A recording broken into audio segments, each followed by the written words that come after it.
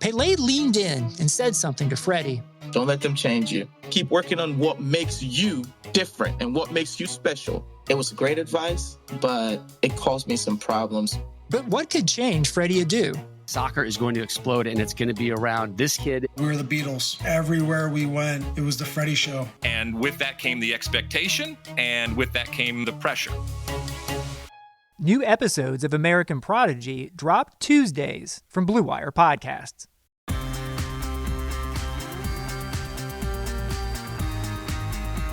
Sup, Hardwood Knocks listeners. I am Dan Favale coming at you once more without my fantastic co-host, Adam Frommel. I am, however, excited to keep our look-ahead train a-rolling. We have two teams for you today. First up, we will have Tony Jones of The Athletic on to discuss the Utah Jazz. He covers them and the NBA at large over at The Athletic. Follow him on Twitter at TJonesNBA, spelled exactly as it sounds. After him, we will speak with Derek James, who covers the Minnesota Timberwolves for the A Wolf Among Wolves blog and Canis Hoopus. He also covers the Seattle Storm for The Next Hoops. Follow him on Twitter as well, at Derek James NBA, spelled exactly as it sounds. How great is that? Some easy to talk about Twitter handles today. Before we dive in, one, I want to thank everyone for really engaging with our singular team pods. Or I guess we can still call them multi-team pods, but the downloads have been fairly consistent with our league-wide episodes. We hope that you continue to download every episode. If you're listening for the first time, I beg, plead, implore you to subscribe, download all of our episodes. Whether or not you use iTunes, also head over there, search Hardwood Knocks, throw us a rating, write a review. That really helps us as well. Also, we are closing in on 300 reviews, and once we top that, once we get a little ahead of it, there may be an NBA 2K giveaway. Who knows? I don't know. Maybe I'm lying. Am I lying? Who knows? Let's find out. Get us comfortably above 300 ratings, and we will see. Without further delay, though, let's get to some Utah Jazz with Tony Jones, and then some Minnesota Timberwolves with Derek James. Welcome back to the Hardwood Knocks podcast, Derek. It has been many minutes, I guess as the kids would say at this point, over a year since your last appearance, but I'm happy we were able to sync up again to talk some Timberwolves. How are you doing today? I'm doing good, Dan. I think it's now like our annual tradition. How are you doing? I'm doing well. No complaints relative to everything that's happening in the world over here. How has it been? Has it been like an adjustment? This is like totally not really related to the Timberwolves, but covering the team and like, you're doing all these interviews and now stuff like via just remotely, like these videos. How big of a difference has that been like, for coverage? It's so like the really unique thing is that you're now in these rooms with all these different people. Right. Like for instance, in today's Wolves Zoom with Karl-Anthony Towns, like Malik Andrews is in there, and I think like Malik Andrews probably isn't going to Timberwolves media day before any regular season. Right. So you're in these really unique situations. You're going to be in these places with other people, but it's definitely a little different. Not being elbow to elbow and 3 feet in front of the player, which now seems like a horrifying thing to do. I don't know. I guess I'm kind of used to it at this point after 9 months between Lynx and Storm and Timberwolves. And it's kind of just becoming life. I'm interested, and I don't mean that to say like that I support, like want things to, stay the same with how they're being run. I feel like some of these policies, like particularly in the locker room, like when looking at the asset access, I'm wondering how much of it like sort of holds over and trickles over into a post-pandemic world, which is at this point a world that I can't really imagine, to be honest with you. Yeah, no, that's a good question. I think I've talked to a few people who have wondered the same thing. I'm just like fellow media people are like, they probably would like us to be, less hands-on and, on the day-to-day stuff. Yeah, so I know like some guys, especially like those Friday nights after games, no one wants to talk to you. Like they want to get out there and enjoy their night. And when they do like the pre-game like availability in the locker room, but like where it's not real availability, like there are a couple players being in New York, like having been around the Nets and Knicks and like some of the visiting teams, like, yeah, there are some players that are like cool with it, but like no one wants to talk to you before the game when they're either trying to concentrate or just like enjoying the few moments of peace that they're actually going to get before the circus begins. At least no rotation guy. Like I remember about 5 years ago, I was looking to talk to Ed Davis and Blazers PR. It's like, oh, he's in there. Go find him. It's like, all right, thanks. So I go in there and he's in his like I don't know what the leg suit thing's called, but with his headphones on, sitting on the floor. I'm like, this guy's just doing his thing and getting loose for the game. Like, I'm not going to go talk to him. Like, this was not well organized. Right, and that's yeah. like when I had the opportunity to opt out of, like, I haven't done like on-site game coverage in like 3 years now, so like it's not related to the pandemic necessarily at all. When I had the chance to opt out, like I did, because day to day I felt like such a nuisance to these guys. So I admire anyone who can actually like do the daily coverage and, like, you know, go through the scrums. I don't know, like, I'm just not. You can use the word persistent enough, or too much of a coward to, I guess, do that. Like, I after like 2 years of doing it, I was like, you know what, this, I can't, like, I feel like I'm invading upon every single moment of their lives, even when we have an interview scheduled. And so this is just not for me. Yeah, and I think it depends on your job too. I mean, like, if you're like more, I guess maybe more traditional media or something, you know, where it's like, it's your job to be there every single day, practice, shoot around. And, you know, then I think that's a little different, where like it's your job. But like, yeah, I can understand sometimes not wanting to do that, because I've certainly felt that, where my guess really doesn't matter as much. Yeah, no, at the time too, it was like I was mainly doing the Nets, and they were like treating like Isaiah Whitehead like he had state secrets, and so like Oh God. you get to a point where it's like, what am I trying to do? I did bring you on though to talk about the 2020-2021 Timberwolves though, and I think the best place to start is just, what was your general impression of the Wolves' offseason, from, you know, drafting Anthony Edwards at number 1, Rubio is back. They re-signed Hernangomez and Malik Beasley, the latter of which received a lot more money than I was expecting them to. But what was your general impression? Anything that stands out that you liked, disliked? Well, so I actually have like this front office's philosophy of acquiring NBA players. I said the same thing last offseason. They didn't really fit, but it's like, you were like, okay, well, these guys, you know, they're at least NBA players. And I don't know, maybe, I don't know, Trevian Graham or Jordan Bell have jobs right now. But, you know, at the time, you're like, hey, these are rotation guys. Like, these are guys who can play on a team. And I think you feel that way now about, especially this year. I mean, the Timberwolves, one way or another, have no shortage of lead ball handlers with Ricky Rubio coming back. Right. And I mean, he has his flaws, but I think there's, you know, at least something to be said for that. I mean, there's a glut of wings. I think I would have liked them to find another front court piece. I mean, Ed Davis and Rondé Hollis Jefferson are, you know, good depth pieces, but, like, you know, I don't think they're going to move the needle a ton. But I think adding a little more impactful depth there. I mean, given their cap restraints, that wasn't easy to do, but I think that's about the only thing you really could have realistically wished for.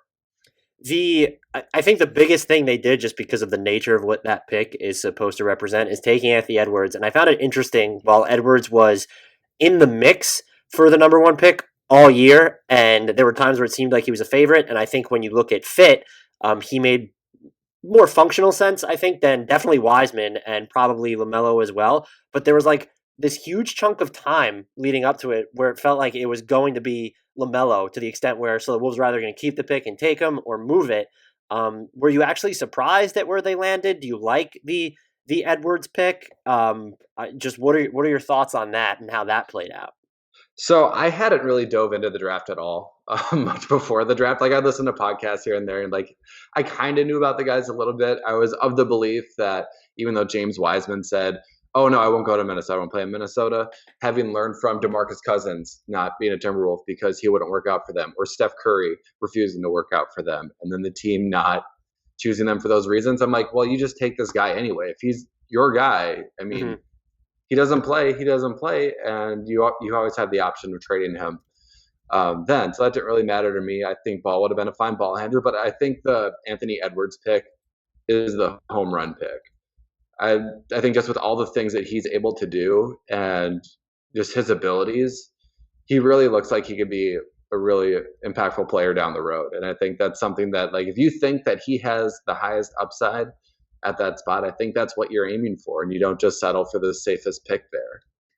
Yeah, and I think too, I know people aren't concerned with like necessarily fit. You're just supposed to draft the best player available that high, but I just feel like the fit is so much clearer. And he's still, I know the Wolves kind of have like, and we'll get to this, they're like sort of towing this line between immediate aspirations, but they're not necessarily there yet.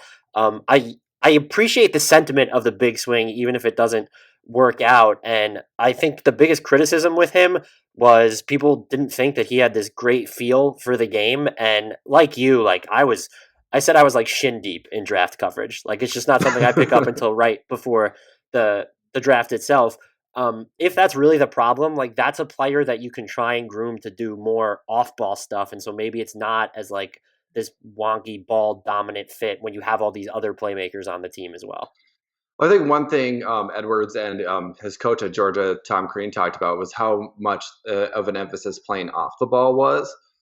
You just look at like how physically dominant he is for his age and his size, and there were some moments where it's like he has these plays where he's locked in and, you know, he looks unstoppable on both ends, you know, and then other moments where it's like, what are you doing? You know, like, how can this be the same player? And sometimes I just wonder, like, are you bored? Like, are you just realize that, you know, like you're too good for these guys and it's just hard to stay engaged.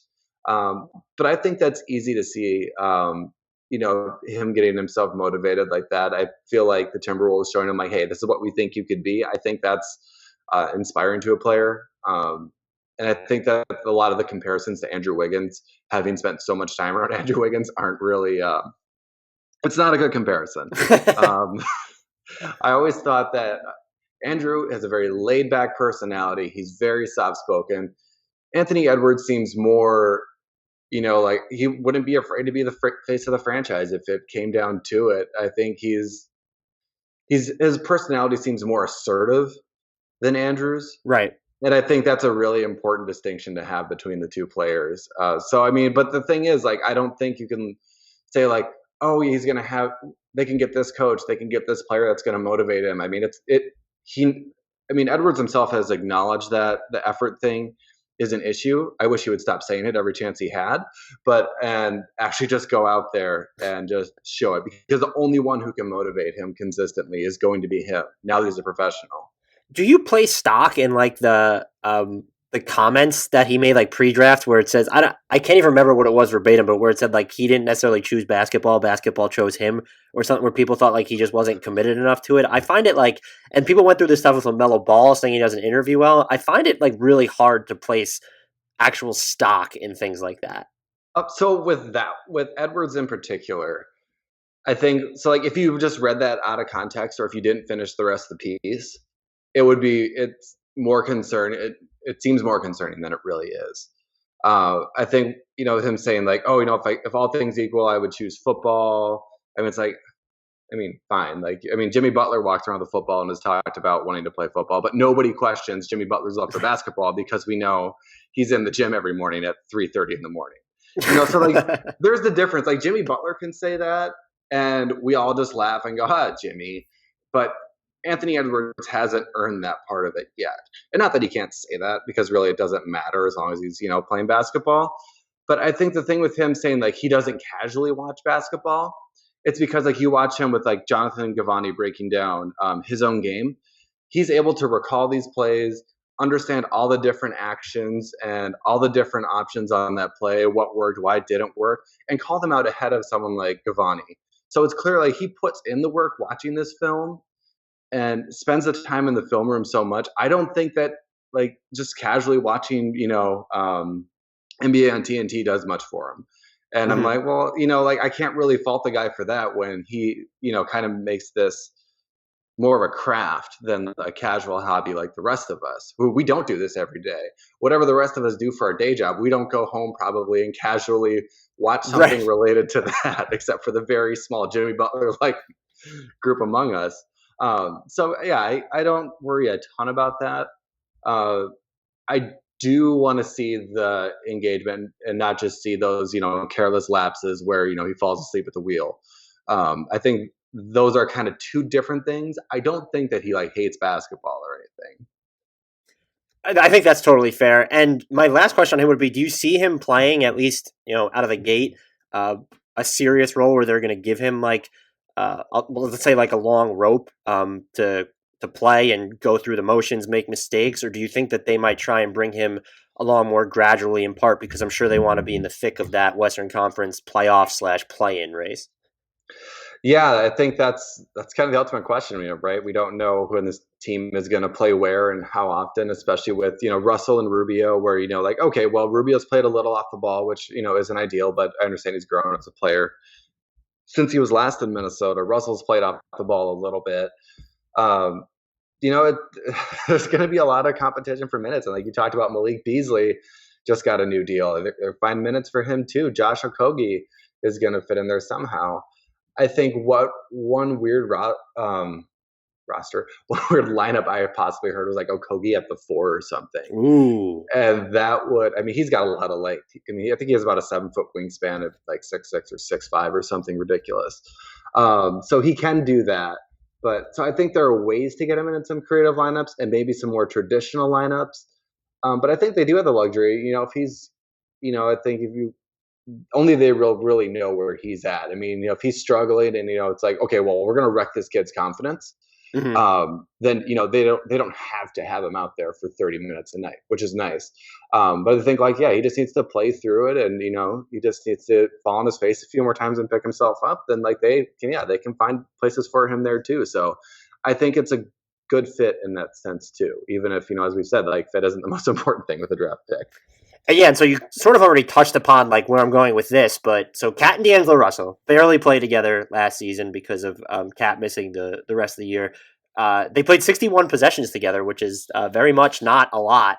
And on paper, though, you don't need to worry about their offensive fit.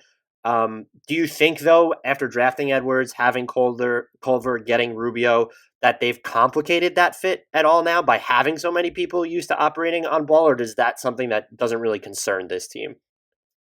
Yeah, at some point, it feels like there's got to be an odd man out with that, especially I think Culver with his season, not being fully happy with the way that I think things went for him as a total last year. Mm-hmm. That's be a lot of willingness to adapt, and I think different ways of finding ways to keep him involved. Because he kind of feels like the odd man out, which is odd to say about a guy who is just 1 year removed from being a lottery pick. That doesn't happen a lot. So I think it's really hard to know, especially without having, seen training camp and heard about any scrimmage lineups or having any preseason yet. But I think we're going to see a lot of really fascinating stuff to kind of sort of make that fit work and toy with that. So what should the expectations be for Culver this season? It does seem, he went through one season, and it feels like a lot of just people, if you're looking at Twitter or even stuff that's being written, are just out on him. And I'm wondering how much of that one has to do with just maybe the backdrop of how he was acquired, where they gave up Saric and what was that, number 9 or number 11 to get him, whatever it ended up being. And so they just held him to a higher bar because he did shoot 38% from 3 over his final 30 games on, when I wrote this to you, I said not insignificant volume because it clearly wasn't a ton. And so I'm just wondering if that gives him, when you're looking at the struggles he has to create separation on the ball anyway, I know they used him some at the 1, does it just make it maybe more of a cleaner fit for him off the ball now that he has all these other creators around him? Yeah, I think that's one thing that I looked at with Edwards too, where, it's because they have Russell and Rubio, these other guys, learning point guard in the NBA is difficult. Just playing up front is tough too. But learning how to run an offense against NBA point guards is really difficult. Because everyone is so good and so athletic, and there's so much to take in. But I think this is a way, with Edwards, they can slow it down and say, "Hey, you're going to learn this position this year. This is your spot. You might handle the ball sometimes, but maybe Culver just cuts and spots up, and that works." I haven't looked really much into Culver shooting, how he got a lot of those shots, but I think simplifying it and keeping it easy for him would be just a great way to build some confidence and kind of figure out too, what they really have in him and, where he fits long term. Because, in theory, Josh Okogie doesn't really ever strike me as someone who's going to be an offensive player more than someone who's just great at leaking out in transition. Mm-hmm. For a lob. That seems like something that Okogie could do, or, points off steals and things like that. But Culver seems like a guy who should be able to create more for himself. And it certainly seems like he has all the tools to do that. Just whether, I guess we'll see that, in the NBA will depend, but there are definitely ways I think that they can carve out a role for him, especially, we don't know what's going to happen this season. Yeah. And having all that depth, could come in handy. I mean, heaven forbid if anyone has a positive test, and can't play, like there might be a lot of minutes for guys who aren't really expecting it. That's just a tough thing in evaluating these. And you were, to your point about the shot type that Culver was taking, like he was taking more catch and shoot looks during that time while I was looking it up, but like his percentages were actually inflated by the unassisted 3-pointers because he hit those in small value at like a ridiculously high clip. But you mentioned an interesting point that I don't know. I don't know how to juggle it when talking about team previews, but if someone has a positive COVID test and like misses 2 weeks, that's under the current schedule, like 8 games. Like that can really just like put an entire season on tilt, especially if it's not just one player. And so maybe that's where I think there's something, I guess, quirky about the Timberwolves depth where it feels like there's still holes, but then there's also like a lot of overlap somehow. But maybe that's not as big of a problem this year because you're going to need that interchangeability or just body count more so than ever. Yeah, and I think that's the thing that Gerson Rosas has been trying to build in general is just this really versatile, long, athletic team that, it's really a group of basketball players. Like Anthony Edwards said, he could play 1 through 3. Josh Okogie can defend probably 1 through 4 pretty capably. So you have all these wings that can do a lot, and Culver's not small. There should be, the tools there for him to have that same versatility. So I think there's a lot to like in that sense. It doesn't feel like the Wolves have like the optimal front court partner for Karl-Anthony Towns yet. Juan Hernangomez he's fine. But defensively, like that's not going to help. And so do you think like that's part of Culver's development is, hey, he played a bunch of 1 last year, but maybe we're going to see more of him at the 4 this year, or is that not really something you think viable long term? Because you did just mention his size, and so like he should be able, I would think, to hold up positionally there, but they also didn't really play him at the 4 pretty much at all last season. No, and I think I don't know. It's something that's going to be interesting to figure out because I think right now, obviously, Rondae Hollis-Jefferson and Ed Davis, those are kind of stopgap pieces. Mm-hmm. I really like Ed Davis, but it's not like he's a this dynamic player. He's a fantastic role player. If those guys can absorb, Hernangomez, Rondae Hollis-Jefferson, and Ed Davis, can try to find some way to complement there and decrease the need to do those more desperate lineups, like doing something like Culver, guarding 4s or something, which I would think maybe like in an emergency, but probably wouldn't be, like a regular thing. And then I guess if they're considering Josh Okogie at the 4 as well, that would probably limit his time there. I'm an endless lot. I mean, this gets me pretty much to my next question, but starting lineups we know they're arbitrary, but what do you think ends up being this one for at least the start of the season for this team? Because they're sort of they're among the squads where it feels like it can go, where they just don't, it's not set in stone. And like maybe they'll play matchups a little bit, but do you think there's going to be like a 5-man combination they prioritize there to start the season? Probably just start the season. That's hard to say because we kind of saw it last year where, the lineup really changed night to night. That seems to become more common overall. Like I haven't looked at data for this, but the Raptors do that a lot where it's like so matchup based, especially it feels like in the front court now. Yeah. Like the Raptors, like you're having Lowry and Siakam and Anunoby, but beyond that, we'll see. But the Wolves, I think it could be kind of similar. We're like, okay, Russell's starting, Towns is obviously starting. And then I think it's really interesting there. I mean, do you start Russell at the 2 because he can, and start Rubio, or do you have Russell start at point guard and have Okogie, Beasley? It's kind of hard actually not to see Beasley in the starting lineup. So what, Russell? I guess it would be safe to say at least one of Rubio and Beasley will be starting, given like how much they're being paid at the moment. Yeah, I would think so. I don't think you're putting Beasley off the bench or Rubio off the bench. Yeah, both of them at least off the bench, and then probably Okogie at the 3, Hernangomez at the 4, and Towns. Which I don't really know what that gets you long term, but I imagine that we'll probably see that switch up quite a bit. That's probably the most traditional lineup, though, that I could think of for them. I am interested to see like how it works because you're right that Russell can play the 2, and I feel like he and Ricky Rubio could kind of complement each other nicely, where D'Angelo Russell's been a good enough catch and shoot guy throughout his career, and then you're putting him next to someone who is There's really like no such thing as a plus point guard defender, but Ricky Rubio is like a really like disruptive defender, and that's definitely someone that you want alongside Russell, given his like own defensive track record. Yeah, I still remember when Flip Saunders called Ricky Rubio part of his Gamblers Anonymous for going for all the steals. I'll never forget that one. Yeah, those are good points though. It's okay if your answer here is the same as the lineup you just gave, but what do you think their closing lineup should be in tight games? Or is there maybe, you already mentioned Josh Okogie at the 4. Is there like maybe an offbeat lineup that you would like to see them test out this year, independent of any time of the game? So I don't. Gosh, it'd be so much easier, I think, if we knew what Anthony Edwards was going to be. Right. I think that would really answer a lot of it. I think you got that Beasley on there, Hernangomez. I mean, he can stretch the floor. Does bring a little bit of size. Towns, obviously. This is what I struggled with in Ricky Rubio's first stint. There were several times in late game situations where I think the Wolves are bad at closing out games. In part because of what Ricky Rubio does wrong necessarily, just what his weaknesses are, and that's his shot.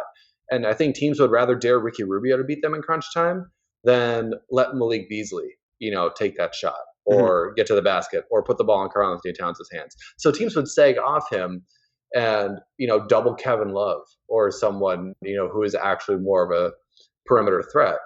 And I think that's what I worry about with him now, because his shot, in some cases it's improved a bit, but I don't think it's enough to where teams are going to really fear it and stay home on him. So I don't think you want him in for that. So I think you want to find a way to bring in another guy and have Russell run the offense in the fourth quarter. Yeah, I think that makes sense because, as you said, his shooting has improved, but like the numbers are different from reality because last year he's 41.4% on catch and shoot threes, which is a fantastic number, but there's an opportunity cost to those looks because you're talking about his previous era in Minnesota. There's not a body near him. So they're doubling Kevin Love. Like in this instance, they're, cramping the lane. They're going to make it harder for Russell, or they're going to be, doubling Towns. And so just not what he does to the symmetry, I guess, of like the offense or like the defensive bodies, like that is probably more hurtful than him shooting 40% on catch and shoot looks. So I think I don't know how you necessarily flesh out like their best, closing lineup. And again, it's a lot of it's matchup based, but if you're looking at the most common one, I do think I really agree with you though, where he probably shouldn't be a part of it on a consistent basis. Yeah. And I mean, it's, for the rest of the game for, 45 minutes, it's probably fine to have him out there in most cases. But yeah, I think that's one situation where he's just so limited. And I think we've seen, his struggles as a finisher, even getting, at the basket. Like that's a real problem. And I mean, D'Angelo Russell is by no means, the most efficient player in the NBA. There was a lot that came out after the trade for Wiggins where it's like, hey, they're similarly inefficient. But I think that he's still more of a threat. Yeah, like just the ability to hit threes off the dribble is like it's a difference maker, even if he's only hitting them at like a 34% clip. Right, exactly. What is right now, looking at this roster as currently constructive, what is the biggest gaping hole that they still need to address? And if it is, the 4 spot, what comes after that? Yeah, I mean, it's definitely the power forward spot. I think, if this can be considered a hole, I think probably the glut of wings and, seeing like, are these all pieces that you can find playing time for? Or, is this, where you could, because Gerson Rosas is not shy about, rehoming a player if he thinks he can find a better fit or better talent elsewhere. So, I mean, I would like to see him possibly, that sorted out. Because it seems like for now that, I mean, they're stocked in the backcourt and on the perimeter. I mean, we haven't even talked about Jake Layman, and Jake Layman is going to play this year, and he's a 6'10" combo forward. Their wings are like awkwardly sized too, where it's like, okay, yeah, Jarrett Culver might be the size of a traditional wing, but he doesn't have the speed of one. And like you said, Jake Layman is just so big, and he was playing well at the beginning of last year too, before his injury. So maybe that's someone who can help, but they are kind of all over the place at like the 2, 3, 4 spots where there's so many different ways that they could go with it. But, and like looking out from afar, like my perspective, I don't necessarily know like what's the best way to be, or like what's the best makeup to be confident in, because while they do have a glut of wings, like how many of them can you count on to like have a two-way impact where it's like there's going to be a spacing trade-off with Josh Okogie, there's going to be a defensive trade-off with Juan Hernangomez, and I don't even think you could really, at this point, I don't think he should be playing the three at all. So that feels like a huge question for them as well. Yeah, it's really a unique thing, and I think it'll be a lot like last season where they look at it through the first half and then they decide, all right, this isn't working, and maybe they don't. I don't think you want to overhaul your roster to the extreme that they did last winter, but I don't think that they'll be shy to evaluate, say, okay, this piece fits, this doesn't fit. What can we do to find something we think is better? So you do think, and this was something I mentioned as an example later on when I sent you an outline, but like, do you think there's a chance then that they do shake things up mid-season? Again, like not to necessarily the extent where they went all in on D'Angelo Russell last year, but given at where this team is, where I guess like you still expect them to be super aggressive with, as you said, rehoming players if they don't look like they fit? Yeah, that's the one thing with this front office that I've kind of realized that, they're very aggressive. And I think it's such a departure from the past. Like I saw one tweet, I can't remember who it was. It was from a Wolves fan that I wasn't familiar with. And I wish I saved the tweet because I've referenced it so many times, but it was like, Glenn Taylor runs the Timberwolves like a family business, and Rosas will literally trade anyone if he thinks he can do better. Like, it's such a contrast. So I fully believe that they're always looking at options to make the team better. I know every team says that, but I do imagine that they are getting involved in as many calls as they can to see, if there's any way to make a move. Obviously, owing that pick to Golden State hangs over a little bit, but yeah, I do expect that they'd have their ear to the ground, especially since, you look at this and you're like, this roster doesn't make the most sense together. And something kind of has to give, may need to be shuffled unless, all these players turn into multi-positional marvels. And you already identified Culver as potentially the odd man out, but it's the one that sort of tips the scales is like, it's the Culver, Edwards, Beasley, like trio being here where it's, okay, they're like all wings, I guess, but like Beasley really, I almost look at him as like a one position guy who should be playing the two, and then that's going to get in the way of some Russell minutes potentially if you want him to play with Rubio and you don't want him defending threes. What does Anthony Edwards do like defensively? He's not, looking at his size, like is he going to be able to match up with some of the bigger wings? Like Beasley and Edwards are pretty similar in size too. I think they're both 6'5". Yeah, it does seem like Edwards is, I don't know if the word would be stronger, but like has more girth to his defensive stance, where Beasley has always looked like a guy when you look at his explosion, like, oh, he should be good on defense, and then he's like not really. So right, that just makes it awkward. And then there's Culver, where it's like, oh, I actually feel he should play the four because it feels like he has the size to do that, but does he actually have the physical tools to like defend these bigger, quicker wings? And so it seems like that trio is going to need that at least one of them, long term, if not in the short term, is going to end up being moved. Yeah, and I kind of look almost to, I know we just talked about, how important Okogie is because of his size, but, he's also the one guy this administration regime didn't select. He's the one holdover from the previous management. So I think that he's an interesting guy to watch. I know a lot of newer GMs aren't as beholden to other guys' choices. So I think he's interesting to watch just for that reason, although I do agree with you because of his versatility. You can find more places for him than you can maybe like Malik Beasley. Yeah, and the other thing with him too is he's just so cheap and has the team option for the season after this one. So for under $7 million, you can get 2 years of Josh Okogie. And I don't know why you wouldn't, like, I know he's not like doesn't have a jumper right now, but just what he can do for you defensively, I would say across like 3 to 4 positions is definitely worth that money and much more. Yeah, definitely. So is it, and you mentioned that the pick that they owe to Golden State, top 3 protected this year, it does sort of loom over their direction. Do you think then it's fair to say that they've decided they're more win now than not, or is there still an element of TBD here where they might be willing to, I'm not going to say steer in to the skid if things don't pan out according to plan, but they're not going into this saying like it's playoff or bust for us. Like that's why we got D'Angelo Russell. That's why we paid for Malik Beasley.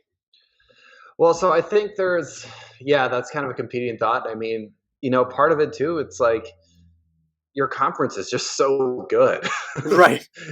Maybe, the Grizzlies, they're a young team. I mean, I don't think you can rely too much on young teams, and they looked promising, but, maybe they fall out. Maybe the Rockets trade Harden to the East or something. Those things are factors that could determine, where they wind up falling. But I do think that they're going for it. I do think, not that this is not reported. There is nothing out there with Karl-Anthony Towns. But you look at the NBA landscape where, he's the type of player that you hear the rumblings about, like, oh, yeah, that guy wants to go somewhere else and, this or that. And it's like, so, you do have to be winning, to keep, or at least going in a positive direction to keep these guys happy. Right. And to want to, keep a talent like Towns around. He's really the piece that makes this whole thing work. Like a D'Angelo Russell led team, that's not the happy place. That's not the good place. Like I like Russell in some cases, but he has his own flaws. I mean, of course, there's always the way that guys get better and improve. But like this, you need to win to show Towns that, like, yeah, you can have everything you want here. You can be all NBA. You can, reach the playoffs in Minnesota. I think that's an important thing to show him too. Yeah, it's to me, Karl-Anthony Towns has reached a level where he's so good. Like I didn't have any questions about him to throw your way. Like he's like top 10, top 12 in the league right now. He's only 25. I know people can make fun of his like defensive motor at times, and then obviously some of his defensive reads, but like he is such a monster on the offensive end with all he can do. And I know it was only a 35 game sample last year, but he also averaged like 4.4 assists per game really quietly. And so he's so dominant already that I do feel like there's this, and I would argue that the pick they gave up to Golden State would imply the sense of urgency, but it doesn't really matter how many years he has left on his contract. If you have this top 10, top 12 player right now, you want to be certainly in the mix for a playoff spot, no matter how, hellacious the West might be. Yeah, and I think, New Orleans saw that. I mean, Dell Demps got a lot of criticism, but from the day they drafted Anthony Davis, it's probably not the best comparison to make, but, from the day they drafted him, they traded for Ryan Anderson. They traded for Eric Gordon. They got all these guys thinking like, yeah, we got to win. Like this guy's going to be phenomenal. We want to go places. And like, but I think that's the mindset that you have to have. And like, yeah, sometimes you get unlucky and guys are hurt. Yeah. Like maybe don't give Omer Asik 5 years like that. Yeah. I mean, in any scenario, that's a good idea. But you have to, I think, have that mindset, and at least show that you're moving in a positive direction because yeah, like there's no real incentive for this team to lose. But I do think that the idea of having that play-in tournament where you're like, well, maybe we don't get to 8th. We just got to get to 10th. And then once we get to 10th, we just got to win, 2 or 3 in a row, and then you're in. I mean, like that's exciting. That's, some more hope than you had in previous years where by February or January or sooner, like you knew that it was pointless and you were just watching for the sake of watching. Yeah, the play-in tournament, I'm still not sure whether I like it or not. I think that the 9 or 10 seed should have to win probably more than twice to get in. Like once they face the higher seed, like whoever wins the 9-10 game, I feel like should have to beat 7 or 8 twice rather than just beating them once. But it supports everything that you just said, and it changes the context of how we view teams that are in the mix for things, where the Timberwolves can like really feel, I don't know if you want to say feel really good, but they're going to consider themselves within that fracas that's chasing the one of the top 10 spots. And then it's like at the same time, when you look at the West still, there's only one team so far that's just removed themselves from that conversation in the Oklahoma City Thunder. And so you're still in this like 14-team tussle, and that's where things get so difficult to evaluate. Yeah, exactly. And it's going to be really interesting, I think, to see how teams respond to this. And, I think the one thing that I wish with the, not to get too much on a tangent, but I think one thing I would like to see, like if the 7th seed has like an 8-game lead, like don't have them like lose back-to-back games and it's like, well, that was for nothing, like that sucks. That's not something that people want to see. And the 7th seed in the West is probably gonna be pretty good and a team that people actually want to see in the playoffs. I think that's the only concern that I really have with it. But I do like the idea of adding, stakes for, just about everybody. Yeah, there's like, so let's use this past year as an example. The 7 seed Mavericks were 7.5 games better than the 8 seed Portland Trailblazers, and they were 8 games better than both the Suns and Grizzlies, who are 9 and 10. And so it's like the idea of them, if they have no injuries, like if the reason they lost is because Luka Doncic was done for the season at that point or something, like then I guess my sympathy is limited because I don't want to watch a Doncic-less Dallas Mavericks in the playoffs.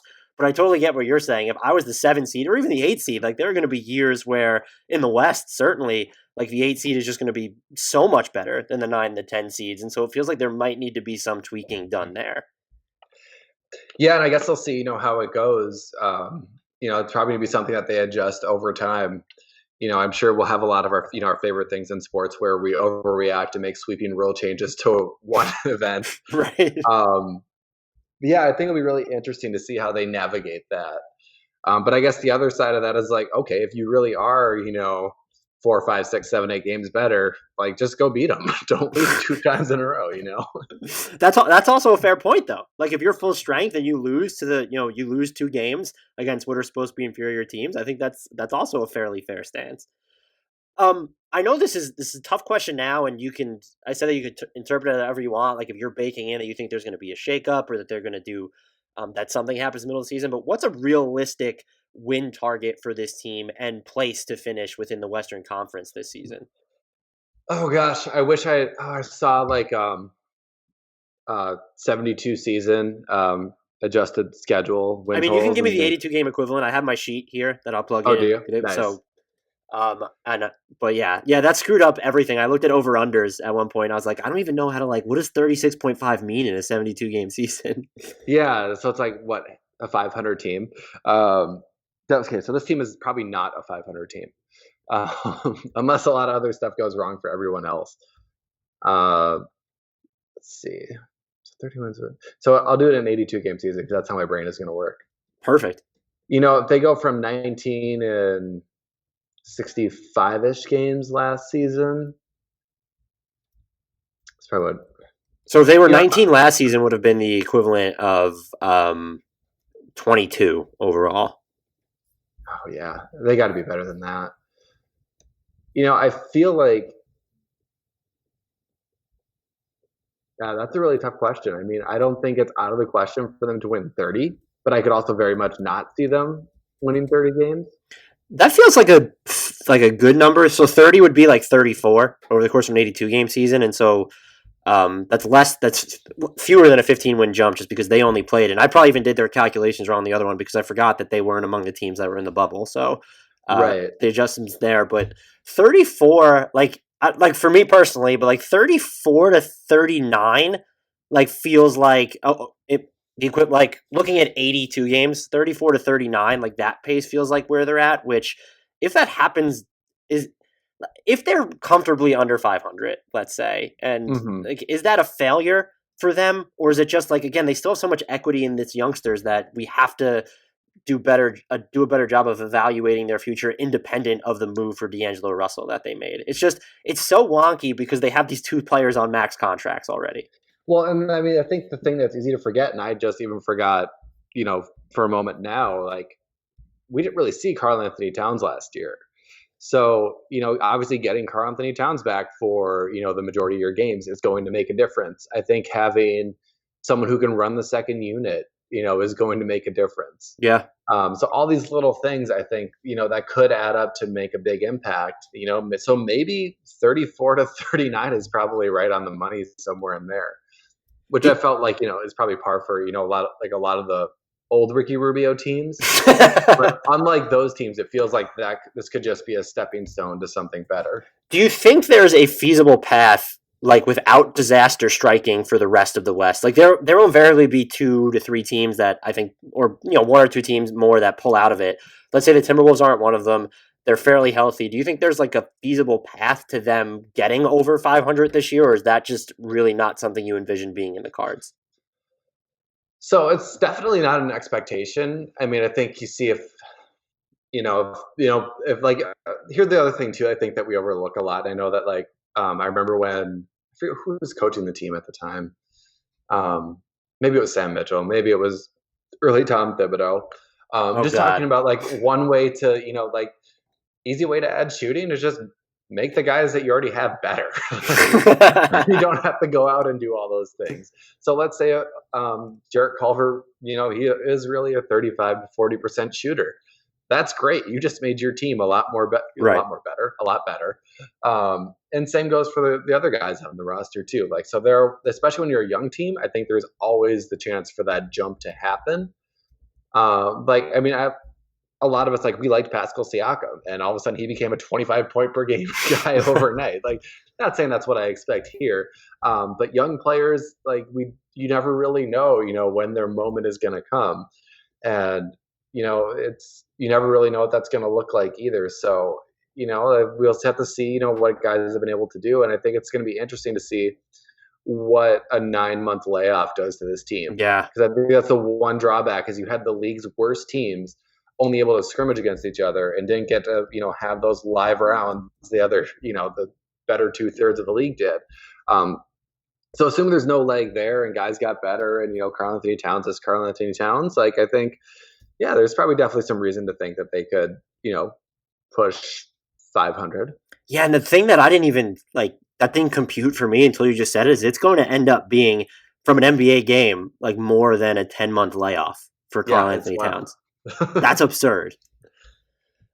Is there anything that I didn't ask you wanted to talk about? Something that's undercovered about this team? Do you have any, very strong takes on Jake Layman? Are we going to see Jarrett Vanderbilt this year? He's like a siren song of mine. Just anything I missed that or didn't get to that you want to talk about?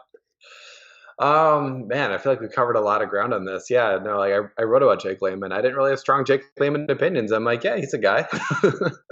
He should be able to shoot better. He shot well in college. Yeah, he's at sub 30% for his career. It's really bad. And he doesn't play a lot. I know for guys, inconsistent playing time makes such a difference, but yeah, it should be better than it is. Typically guys who shoot well in college, are decent free throw shooters should shoot better than 30% in three in the NBA. Yeah. Do you think that we see, is he going to be a 15, 20 minute per game player for this team right off the bat? Because I know he was there last year, but obviously the cosmetic makeup of the roster has changed since last season. Yeah. I wonder if it'll depend on how things look in, training camp, because I think that having that familiarity with the team and the system is probably something that favors him a little bit, and being able to adapt to that. I don't think he was there when Ed Davis was there, but there's a lot of guys here who are familiar with the Vanderpool system, defensively. I want to see how that kind of comes together, although it didn't really happen last year. I wrote about this, the Allen Crabbe trade. They told us, when they traded for him, they're like, oh yeah, he's familiar with, David Vanderpool, and they go back, and, that familiarity is going to help him a lot. We think we could turn him around, and, who knows, maybe he's a piece for the future. And it's that was a disaster. He played 2 games and looked horrible before they just waived him. So I think, we should hopefully see, if this team can maintain consistency together and actually, start to gel. I think that, we'll say a lot. Can you placate my appetite for Jarrett Vanderbilt takes it all? Do you think that he gets a shot to fill any of those 4 minutes this year? Hey, they might, everyone's going to need bodies at some point. It's going to be a weird season. The Timberwolves don't have a lot of firm answers on there. Especially if you're you have a vet like Rondé Hollis-Jefferson and Ed Davis, but those guys aren't around forever. So, if he can shine in the moments that he does get. And, this is also a really, accelerated season in terms of, how many games and however many days. So, the guys are going to need rest. Unfortunately, guys are going to get hurt. So there should be opportunity for him somewhere along the line. Yeah, I don't want to use the word unhappy about the RHJ signing, but I was hopeful that just because Jarrett Vanderbilt plays with this unhinged motor where he just covers a ton of ground, and it's not necessarily disciplined ground, but I just love, from what I've seen of him, I love watching him. And so I thought he was going to get a real chance, but they re-signed Juan Hernangomez. They have Rondé Hollis-Jefferson. They get Ed Davis. So I was a little bit disappointed just because I wanted to see him more. So I'm hopeful that he gets to see the floor for good reasons. Yes, exactly.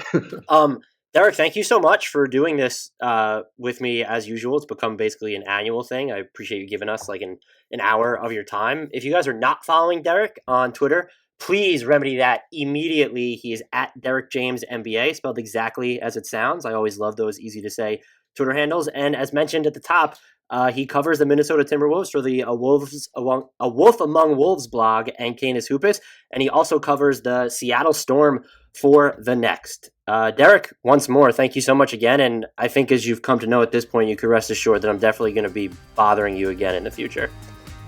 You know what? I won't mind. Thanks again, and take care. Hey, thank you.